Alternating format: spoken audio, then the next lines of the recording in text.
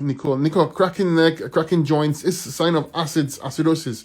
I used to have the same thing. I have cracking joints when I lift weights, I'm doing presses. You had a crack. Okay, it just means that I used to have it.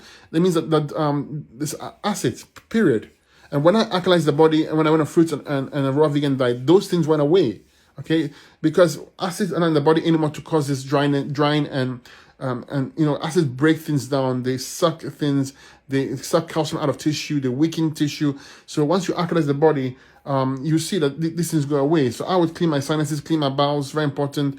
Use herbs for the sinuses. Use herbs for the bowels. Work on your kidneys. Work on your lymphatic system, and jump on like a 20 to 30 day diet grip only diet is what I would use if I wanted to get myself better and stop the cracking joints, cracking neck, etc.